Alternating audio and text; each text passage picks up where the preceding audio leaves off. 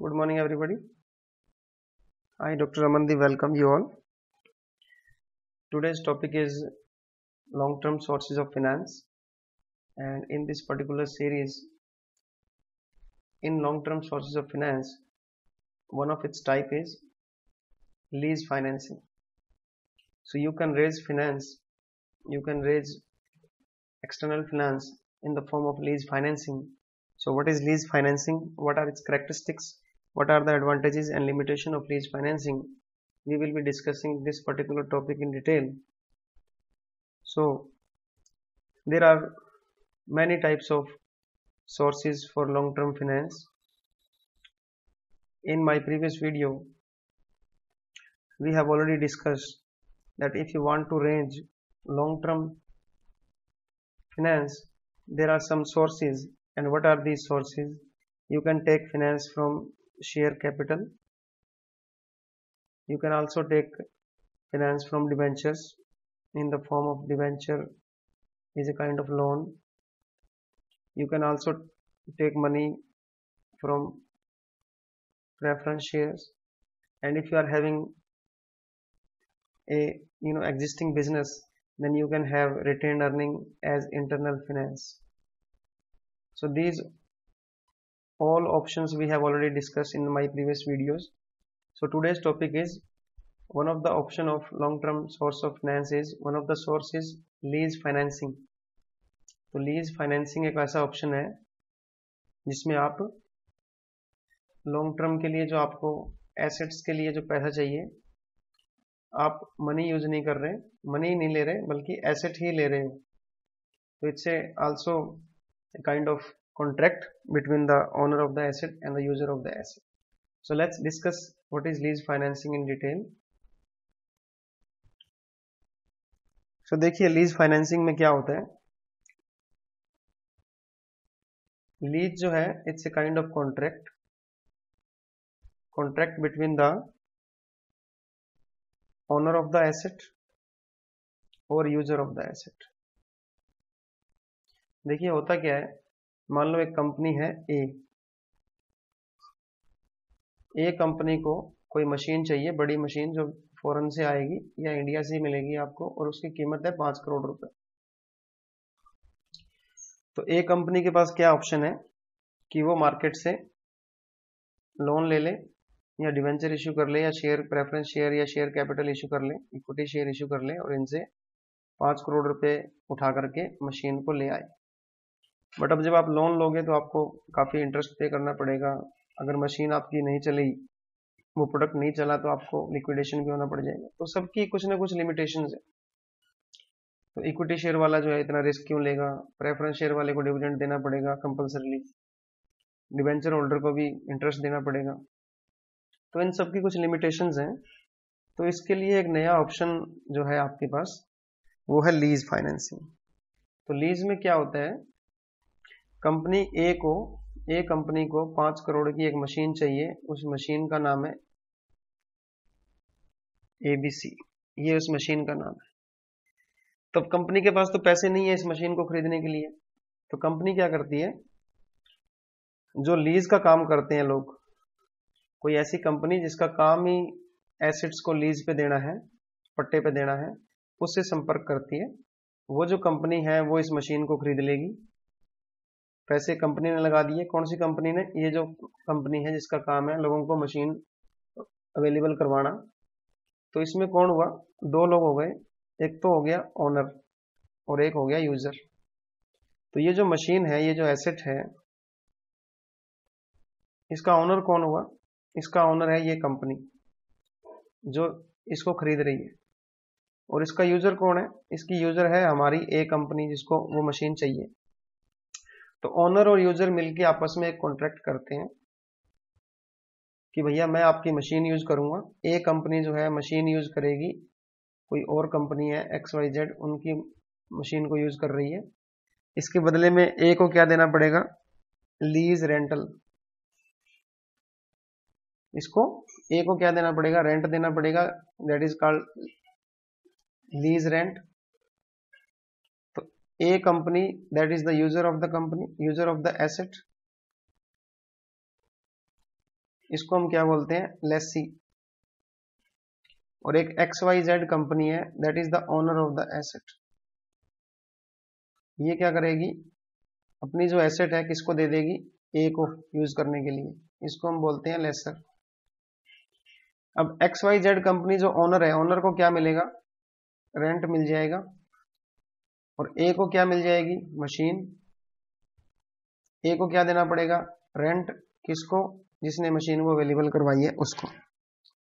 तो लीज में क्या होता है, एक फिक्स रेंटल देना पड़ता है स्टार्टिंग में, मंथ के या क्वार्टरली या हाफ ईयरली या ईयरली।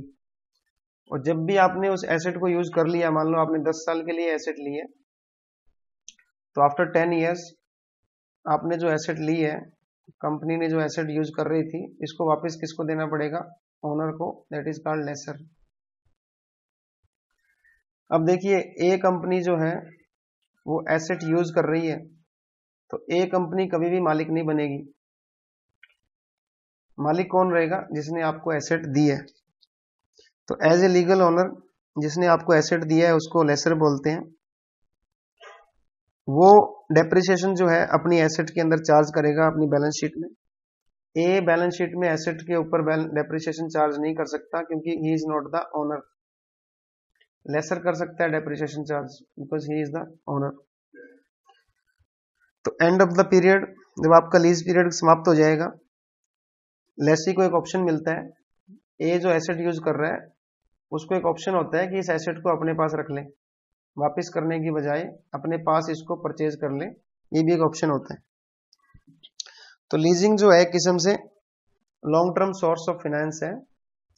फाइनेंस का सोर्स क्यों बोला है हमने, क्योंकि लीजिंग के अंदर क्या होता है, आपको मशीन चाहिए होती थी, मशीन के लिए क्या चाहिए, पैसा। पैसा आपके पास है नहीं, आपको तो मशीन से मतलब है ना, तो इस मशीन के लिए आपको फाइनेंस चाहिए। फाइनेंस कोई आपको और दे रहा है, तो आपको फाइनेंस नहीं दे रहा है। अब आप फाइनेंस नहीं ले रहे लोगों से आप पैसा नहीं ले रहे, आप लोगों से डायरेक्टली मशीनरी ले रहे हो, तो ये भी एक लॉन्ग टर्म सोर्स ही हो गया, फाइनेंस का नहीं, एसेट का। क्योंकि फाइनेंस से भी तो आप एसेट ही लेने वाले थे ना, तो इसलिए हमने इसको long term source of finance में रखा है।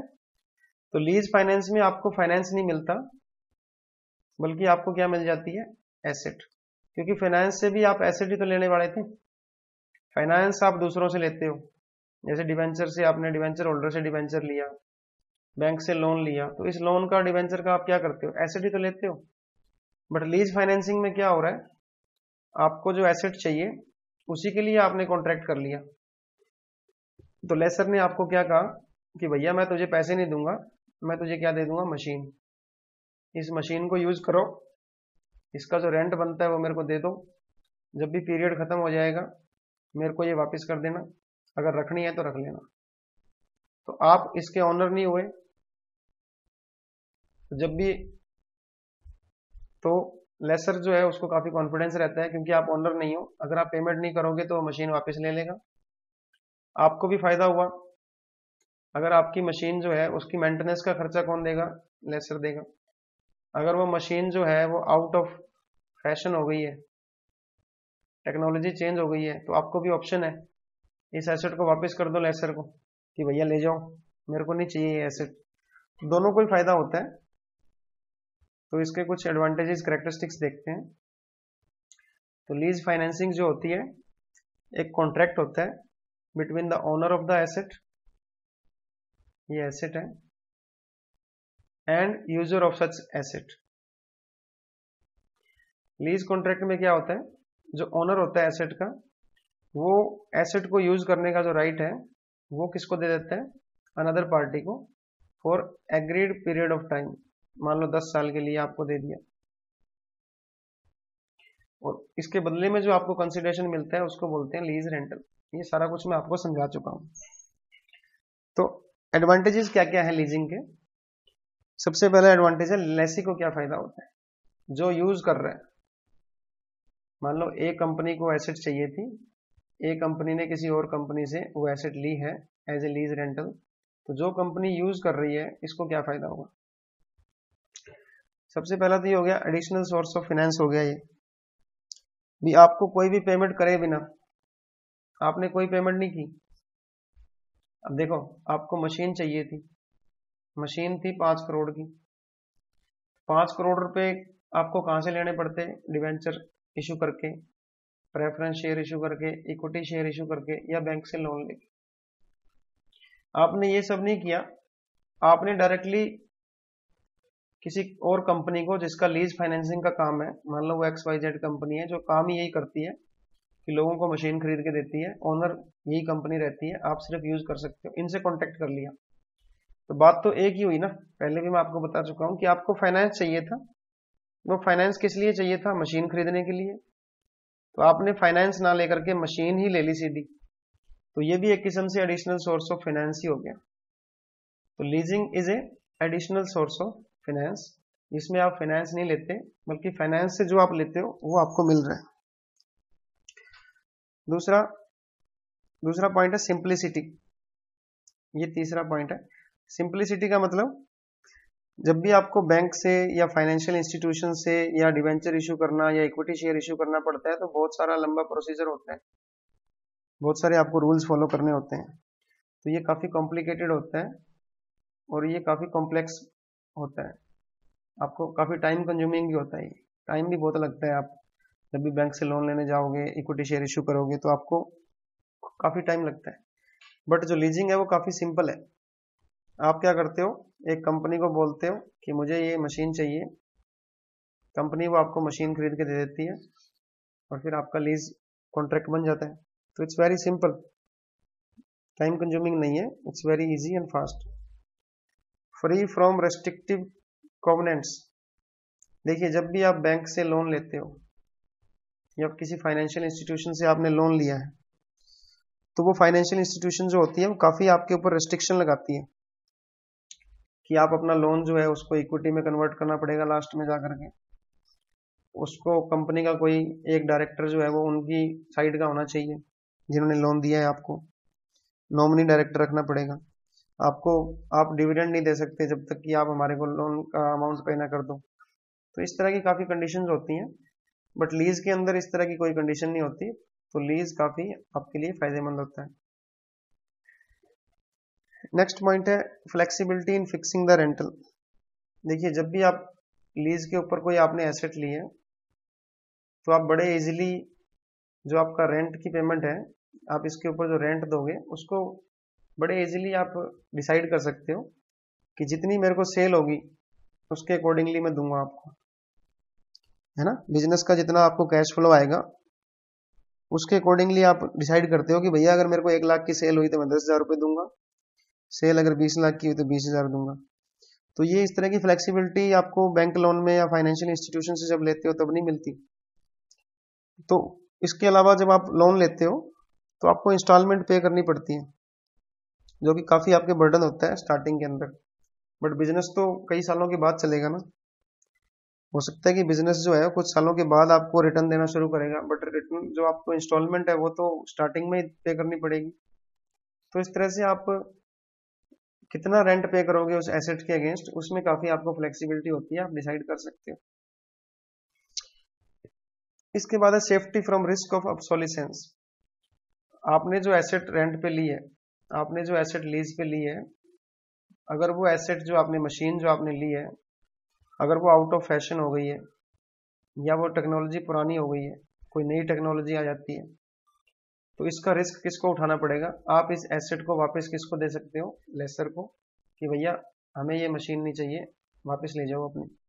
अगर ये मशीन आपकी खुद की होती तो ये नुकसान आपको उठाना पड़ता कि 10 करोड़ की मशीन थी वो अब आपकी कोई काम की नहीं रही। तो अब ये सारा रिस्क किसका होता है? जिसने आपको मशीन प्रोवाइड करवाई है उसका है। उसके बाद है बेनिफिट ऑफ मेंटेनेंस। मेंटेनेंस का चार्ज जो है वो कौन देता है? लेसर। ये भी आप कॉन्ट्रैक्ट में डिसाइड कर सकते हो कि जिसने आपको मशीन दी है वही इसको मेंटेन करके देगा। मेंटेनेंस का खर्चा कौन देगा? लेसर देगा। जैसे कंप्यूटर मैन्युफैक्चरर जो होते हैं वो कंप्यूटर्स दे देते हैं आपको 100 कंप्यूटर चाहिए, तो आपने HCL से कंप्यूटर ले लिया लीज के ऊपर, तो HCL ही उसको मेंटेन करके देगी। उसकी विंडो उड़ गई है या फिर उसमें कोई भी सॉफ्टवेयर अपडेट करना है, वो सारे का सारा काम किसका है? लेसर का। No effect on debt equity ratio. तो डेट इक्विटी रेशियो के ऊपर कोई फर्क नहीं पड़ता, क्योंकि लीज फाइनेंसिंग जो होती है, जैसे देखो मान लो आपको फाइनेंस चाहिए था, आपको 10 करोड़ की मशीन लेके आनी थी। आप वो फाइनेंस कहाँ से लेते हैं, डिवेंचर से या इक्विटी शेयर से। अगर आप डिवेंचर लोगे तो ये आपकी लाइबिलिटी में शो होगा, इक्विटी लोगे तो भी आपकी कैपिटल के अंदर शो होगा, ये तो बैलेंस शीट में ये शो होता है। बट जब आप लीज फाइनेंसिंग करते हो तो एसेट्स जो आती है ना, तो आप उसके ओनर हो, तो ये आपकी बैलेंस शीट में शो ही नहीं होता है ना। तो ये बैलेंस शीट में कहीं शो ही नहीं होती, क्योंकि आपकी लाइबिलिटी भी नहीं है और आपकी एसेट भी नहीं है, आपको तो सिर्फ किराया देना है।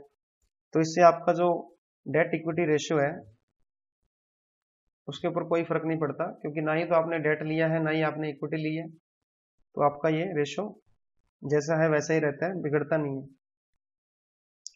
टैक्स बेनिफिट, दोनों को ही टैक्स बेनिफिट मिलते हैं। लेसी को कैसे टैक्स बेनिफिट मिलते हैं कि जो भी आप रेंट पे कर रहे हो, जो भी आप रेंटल दे रहे हो, उसको आप अपने प्रॉफिट एंड लॉस अकाउंट में रेंटल में शो करते हो, एज एक्सपेंस शो करते हो, तो उससे आपका प्रॉफिट कम होता है और उससे आपको टैक्स भी कम देना पड़ता है, टैक्स लाइबिलिटी आपकी कम होती है। तो ये एडवांटेजेस हैं लेसी को लीज फाइनेंसिंग के। लेसर को क्या एडवांटेजेस है, जो आपको वो मशीन दे रहा है यूज करने के लिए, he is the owner of the asset, he is called the lessor. इसको क्या फायदा है, सबसे पहला फायदा है फुली सिक्योर्ड है। लेसर का जो इंटरेस्ट है फुली सिक्योर्ड है, उसकी एसेट फुली सिक्योर्ड है, क्योंकि वो ओनर है। अगर आपने उसको रेंट पे नहीं किया तो वो एसेट उसको वापस मिल जाएगी, कोई प्रॉब्लम नहीं है। टैक्स बेनिफिट देखिए, लेसर जो होता है वो ओनर है बिजनेस के अंदर उस एसेट का, एसेट का ओनर लेसर होता है जिसने एसेट दी है। तो डेप्रिसिएशन कौन चार्ज कर सकता है अपनी बुक्स के अंदर, लेसर, जिसने आपको एसेट दी है। तो ये डेप्रिसिएशन जब आप चार्ज करोगे उससे आपका एक्सपेंस शो होगा, जिससे कि आपकी टैक्स लाइबिलिटी कम बनेगी, उसको भी टैक्स बेनिफिट मिलता है। हाई प्रॉफिटेबिलिटी, देखिए लीजिंग बिजनेस जो है वो हाईली प्रॉफिटेबल होता है जब बड़ी मशीनों की बात आती है, क्योंकि मान लो कि आपको एक 20 करोड़ की मशीन चाहिए थी और 20 करोड़ पैसा इकट्ठा करना आपकी औकात नहीं है, तो आपने क्या किया, किसी ऐसी कंपनी से कांटेक्ट किया जो आपको मशीन दे देगी, मशीन खरीद के देगी, क्योंकि उनकी औकात है, उनके पास पैसा बहुत पड़ा है। तो इन्होंने जो मशीन खरीद के दी है, मान लो XYZ कोई कंपनी थी, इन्होंने मशीन आपको लेके दी है, आप हो ए कंपनी, तो आपने जो इनको रेंट देना है वो मान लो पड़ता है 20%, उसकी रिटर्न आ रही है 20%। और XYZ ने जो मशीन खरीद के दी है, तो XYZ ने भी कहीं से पैसे उठाए होंगे, तो इन्होंने जो पैसा बोरो किया है ये इनको बहुत सस्ता मिल गया है 8% पे या 7%। तो 7-8% के ऊपर पैसा लगा के आपको रिटर्न कितनी आ रही है, 20%। तो काफी प्रॉफिटेबल बिजनेस होता है ये लीजिंग वाला। कुछ कंपनी जो होती है उनका काम ही लीज पे एसेट्स देना है। अब बात आती है कि लीजिंग की लिमिटेशन क्या है, प्रॉब्लम क्या है लीजिंग के अंदर। पहली बात तो ये है कि कॉस्टली सोर्स है फाइनेंस का।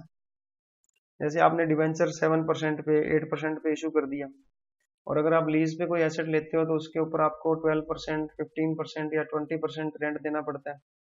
तो ये काफी कॉस्टली है, क्योंकि आपको जो रेंट देना पड़ता है उसमें काफी आपको ज्यादा रेंट देना पड़ता है। और जिसने आपको मशीन दी है, जिसको हम लेसर बोलते हैं, जो ओनर है, उसको भी काफी रिस्क रहता है, उसके लिए भी काफी महंगा है कि बाय चांस अगर टेक्नोलॉजी चेंज हो जाए या फैशन बदल जाए या इन्वायरमेंट के अंदर कुछ भी अगर ऐसा कोई नया चेंज आ जाए तो उसको काफी महंगा पड़ता है, वो मशीन उसकी ऑब्सोलीट हो जाती है, तो उससे उसको नुकसान होता है। Restriction on use of assets, कि मान लो एक कंपनी को एसेट चाहिए, वो एसेट उसने XYZ कंपनी से ले ली एज ए लीज, तो XYZ कंपनी जो है एसेट के ऊपर काफी कंडीशंस लगाती है कि आप इसको सिर्फ इन्हीं कामों के लिए यूज कर सकते हो, इनमें कोई चेंज नहीं कर सकते। कोई भी अगर पुर्जा चेंज करना है, किसी और तरीके से यूज करना है तो वो कुछ नहीं कर सकते आप, आपको कंपल्सरली उसको उसी तरीके से यूज करना पड़ेगा जो उसने कहा है। आप कोई अल्ट्रेशन नहीं कर सकते, बेच नहीं सकते उसको, कहीं ट्रांसफर नहीं कर सकते। तो ये कुछ प्रॉब्लम्स हैं। कॉन्सिक्वेंसेज ऑफ डिफॉल्ट, अगर देखो लेसी ने अगर रेंट की पेमेंट नहीं की तो क्या होगा, एसेट्स जो है वापस किसके पास चली जाएगी, जो एसेट का ओनर है XYZ कंपनी, उसको वापस चली जाएगी, है ना। तो अगर आप डिफॉल्ट करते हो तो आप ओनर तो हो नहीं, तो वो वापस ले लेगा अपनी एसेट। तो ये भी एक नुकसान है। डिवेंचर के केस में, लोन के केस में ऐसा नहीं होता है कि एसेट वापस ले ले, वो कोर्ट वगैरह में केस कर सकता है, बट इस केस के अंदर तो एसेट ही वापस चली जाएगी आपकी। एक्सेसिव पेनल्टीज, अगर आपने रेंट पे नहीं किया टाइम पे तो आपको बहुत ज़्यादा पेनल्टी लगती है। और कई बार ऐसा भी कॉन्ट्रैक्ट होता है कि अगर आप एक टाइम से पहले एसेट वापस करते हो तो भी आपको बहुत ज़्यादा पेनल्टी देनी पड़ेगी। तो पेनल्टीज बहुत ज़्यादा है इसके अंदर। टैक्स बेनिफिट आपको नहीं मिलता, जैसे कि जो लेसी है, जो एसेट को यूज कर रहा है, वो डेप्रिसिएशन चार्ज नहीं कर सकता, है ना। तो ये काफी उसको प्रॉब्लम हो रही है कि वो हालांकि एसेट यूज कर रहा है वो, पर एसेट के ऊपर जो एसेट की वैल्यू कम हो रही है वो नहीं लगा सकता उसके ऊपर, तो टैक्स बेनिफिट इसको नहीं मिलेगा क्योंकि वो उसका ओनर नहीं है। तो ये कुछ इसके लिमिटेशंस थी, बट फिर भी ये एक बहुत अच्छा सोर्स है finance, external source of finance का, कि जब आपको फाइनेंस ना लेकर के डायरेक्टली जो आप फाइनेंस से लेने वाले थे मशीनरी, वही आपको मिल जाती है, आप उसको यूज करते हो और आप उसको बदले में रेंट देते हो, तो इससे आपका डेट के ऊपर, इक्विटी पे कोई असर नहीं पड़ता। आप मजे से उसको यूज कीजिए, टेक्नोलॉजी अगर चेंज हो रही है वापस कर दीजिए, और आपको बस एक रेंट देना होता है। तो ये काफी अच्छा ऑफर है, काफी अच्छा तरीका है अगर आपको बड़ी एसेट्स चाहिए तो। So thank you so much for listening, have a nice day.